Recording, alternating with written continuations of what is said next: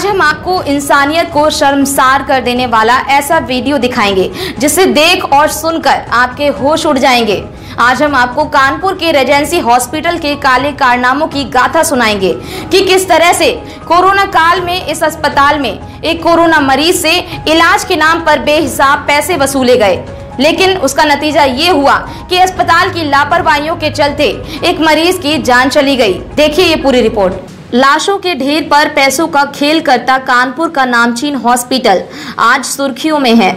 कानपुर के जाने माने अस्पताल रेजेंसी के डॉक्टरों व प्रबंध तंत्र द्वारा मानवता को शर्मसार कर देने वाली घटना का खुलासा हुआ है, जिसमें जीवन रक्षक स्वयं निर्मम भक्षक बन बैठे हैं। अस्पताल में लगभग 25 दिन भर्ती रहे मृतक कोविड मरीज सतीश चंद्र टंडन की पुत्री अभिलाषा टंडन ने पी न्यूज को बताया कि उनके पिता खांसी जुकाम बुखार के चलते पिछले 1 अगस्त 2020 को रेजेंसी में बिलिंग काउंटर पर 1,55,000 रुपए नगद पहले ही भरकर भर्ती हुए थे, अन्यथा एक बड़ी धनराशि पहले ना जमा करने पर उन्हें भर्ती नहीं किया जा रहा था। अस्पताल में जांच उपरांत उनका कोविड टेस्ट पॉजिटिव आया था। प्रतिदिन हजारों रुपए के महंगे एक्सरे, इंजेक्शन व दवाइयों के बाद भी उनकी हालत चिंताजनक बनी हुई थी। मृतक मरीज का 6,70,000 रुपए का इंश्योरेंस था, जिससे अनभिज्ञ अस्पताल तंत्र ने भर्ती करने के ठीक 19वें दिन 19 अगस्त 2020 को ही इंश्योरेंस कंपनी को 14,56,000 का बिल ये कहकर भेज दिया कि हम अगले दिन यानी 20 अगस्त को पेशेंट को डिस्चार्ज कर रहे हैं, जबकि 5 दिन मरीज को आईसीयू में और भर्ती रख ठीक 25वें दिन यानी 25 अगस्त 2020 को मृतक मरीज के परिजनों को समान धनराशि का बिल 14,56,000 का बिल ये कहकर थमा दिया कि पूर्व में जमा किए गए लगभग 11 लाख रुपए के अलावा बकाया 3,56,000 देकर ही बॉडी मिलेगी। अब सवाल ये उठता है कि क्या मरीज की मौत 19 तारीख को ही हो चुकी थी? क्या 5 दिन जबरदस्ती और आईसीयू में रखकर अस्पताल ने अपने बिल में नाजायज बढ़ोतरी कर काली कमाई की, या फिर अस्पताल प्रबंधन का उद्देश्य आईसीयू में लाश रखकर सिर्फ लाखों रुपए वसूलना था? आपको बताते चलें कि मृतक की पुत्री ने इन सफेद कोटधारी डॉक्टरों के काले कारनामों को उजागर करते हुए बताया कि प्रतिदिन उनके पिता को अस्पताल में दी जा रही जिन दवाइयों व इंजेक्शन की कीमत क्रमशः एमआरपी पर 899 रुपए व 2,125 रुपए थी, अस्पताल के बिल में उनकी कीमत 3,870 रुपए व 3,566 रुपए जोड़ी गई थी। ट्रैकियोस्टोमी नामक सर्जरी किट, जिसकी गूगल पर एमआरपी 5,000 रुपए थी, उसकी रेजेंसी द्वारा बिल में कीमत 12,900 रुपए लगाई गई। मृतक मरीज के परिजनों ने बताया कि अस्पताल तंत्र द्वारा किए गए आर्थिक उत्पीड़न से आहत हो जब उन्होंने उच्च अधिकारियों की चौखट पर दस्तक दी व पूरा मामला जब मीडिया की सुर्खियों में आया तो 26 अगस्त 2020 को दोपहर लगभग 12 बजे additional CMO doctor S K. Singh का फोन मृतक मरीज के परिजनों के पास पहुंचा, जिसमें उन्होंने परिजनों को ऑफिस बुलाया, साथ ही साथ रेजेंसी अस्पताल के जिम्मेदार प्रबंध तंत्र के भी आने की बात कही। साथ ही साथ सिटी मजिस्ट्रेट कानपुर ने परिजनों को पूरे घटनाक्रम का ब्यौरा माननीय मुख्यमंत्री उत्तर प्रदेश शासन द्वारा तलब किए जाने की बात बताई। परिजन दोपहर 3 बजे मिलने जब ऑफिस पहुंचे तो शाम 6 बजे तक रेजेंसी का कोई भी जिम्मेदार ऑफिस नहीं पहुंचा था।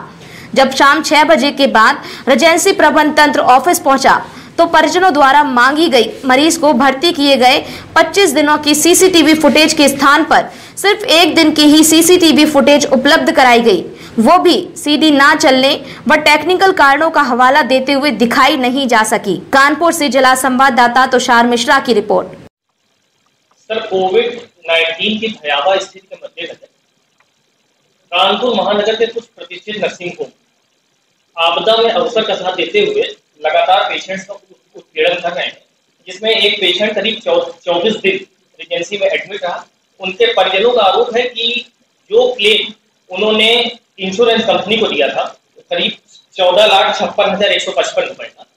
वही क्लेम रेजेंसी अस्पताल ने 25 तारीख को परिजनों को थमा दिया। क्या है सर ये मामला? नहीं, देखिए, ये जो आरोप है उसके संबंध में एक बार जांच हुई है और जांच में ये रेजेंसी वालों ने अपनी बात बताई है। उन्होंने किस तरह से जांच किया है, किस तरह से उन्होंने उस रोगी का जो भी इलाज किया है उन्होंने अपनी बात कही है और जो परिजन है उन्होंने अपनी बात बताई है कि किस तरह से उनको कई जगह पे सूचनाएं नहीं दी गई हैं या दवाओं के रेट ज़्यादा लगाए गए हैं।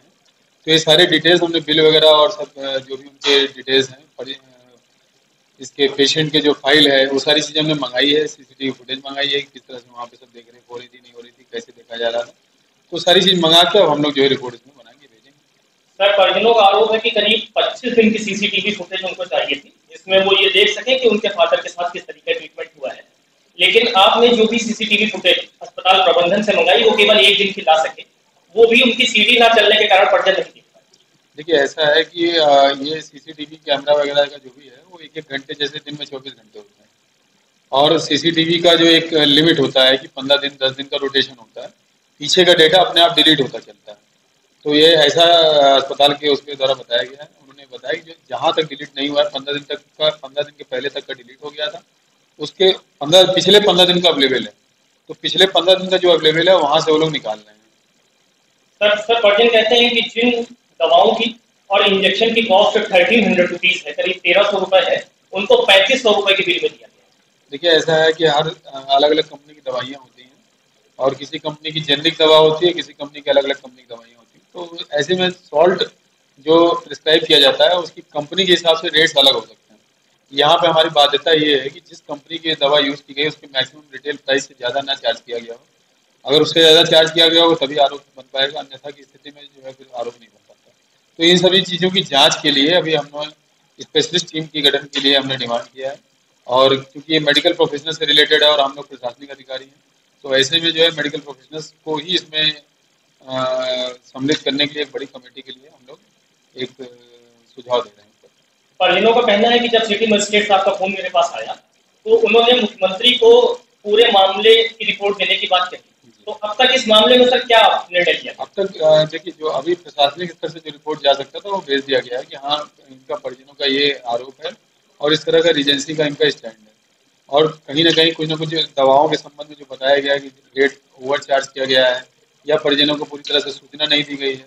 इसके बारे में जो बताया गया वही सारी चीज़ें लिख के भेजी गई हैं और समय की मांग कर ली गई, वही इसमें समय लगेगा हमें जांच करने में और स्पेशलिस्ट डॉक्टर्स लगेंगे जो वाकई में बता पाएंगे कि जो इलाज हुआ वो मेडिकल प्रोटोकॉल के अनुसार हुआ या नहीं हुआ।